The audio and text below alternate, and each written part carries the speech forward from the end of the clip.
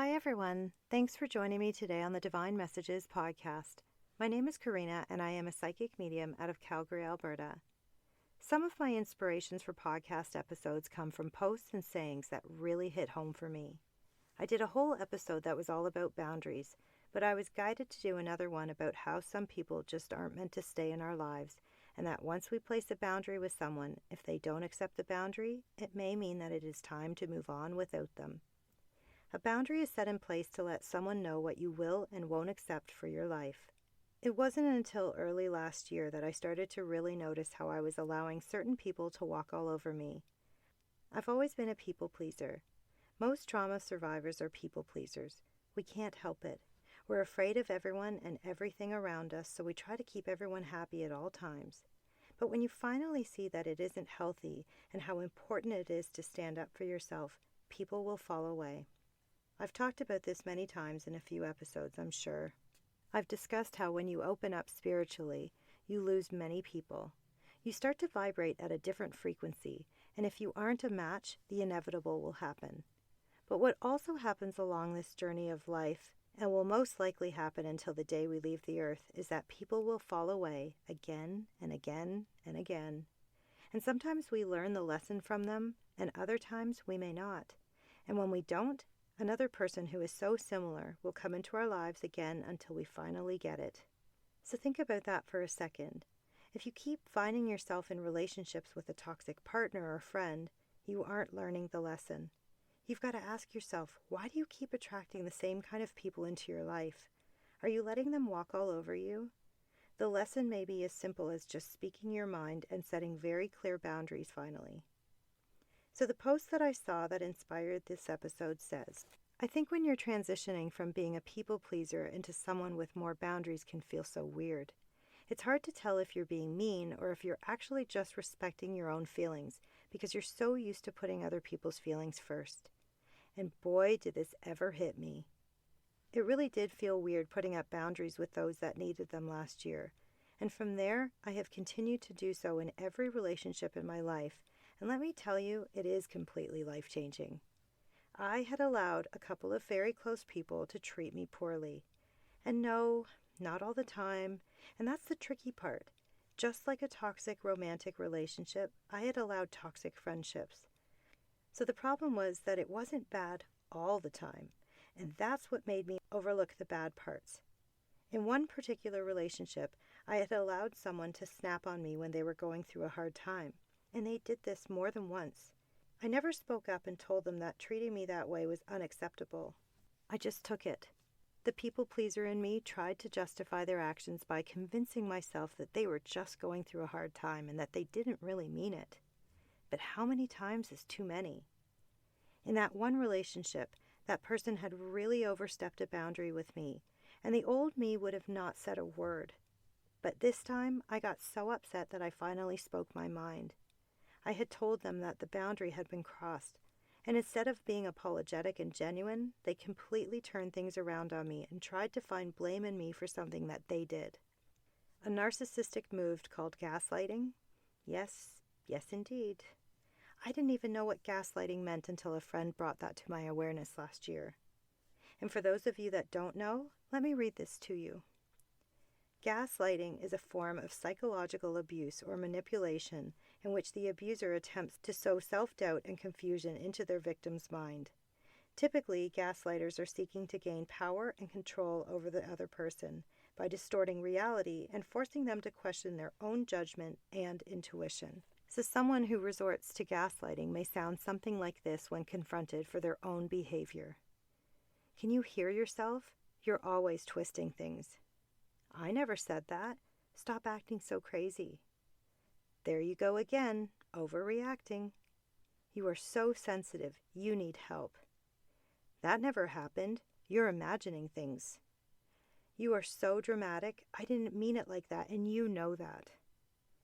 Every single one of those things was said to me by them. I let them into my world for many years, and then their true colors really came through. I mean, they had shown me who they were many, many times, but I chose to look past the negatives. The good did outweigh the bad. Or maybe that's just what I told myself at the time. What I have learned from all of that was that no one should ever overstep the healthy boundaries that you set in place. I think as an empath, I let certain people walk all over me because I always felt sorry for them for all of their struggles in life. I wasn't truly aware of narcissists who could gaslight. I just always tried to see the best in them, but finally learned my lesson. And that is the whole point. Some people are just meant to fall away when the time is right. Either our souls decide to learn the lesson or not. If you aren't in the same vibrational match, Spirit will move people off of your path and replace them with souls that are more aligned with you. Or at least bring you to the next soul for another lesson. Yes, this is how it all works. Lesson after lesson. The problem is that I think most people feel obligated to stay in relationships or friendships because of the history or long time frame that they share. I think some would find it sad and difficult to end a friendship or relationship after having so much time invested in someone. Is it healthy to stay when the energy isn't mutual? No, it's not. But I do understand that it isn't always easy to walk away. But there comes a point where your entire life and manifestations depend on who you surround yourself with. So you want to make sure that you have genuine people in your life that lift you up, support you no matter what, and are truly happy for you. I know I ignored those red flags over and over. They were all there. And just like that other saying by Maya Angelou, when someone shows you who they are, believe them the first time. I questioned that friendship multiple times. I even talked about it a lot with my husband. He would ask me why I allowed them to treat me the way that they did. He always asked me why I stayed in that friendship and didn't see how it was unhealthy. But yet I stayed, and I stayed for way too long. I think that I felt obligated to remain close because of our history together. I had convinced myself that I could trust them because I had known them for so long. And because I had multiple people fall away after I came out as a medium, I think I kind of hung on to this person because I felt that they accepted me as I was. But eventually, I recognized that once I finally had a voice and set a boundary, their reaction told me everything that I needed to know. It was in that moment that I completely woke up and saw that this person and I were no longer in alignment. So instead of responding to their gaslit reaction, I didn't respond at all. No response is a response. I closed the door and felt more free than I have in years. I guess that's how you know that it's time to let go.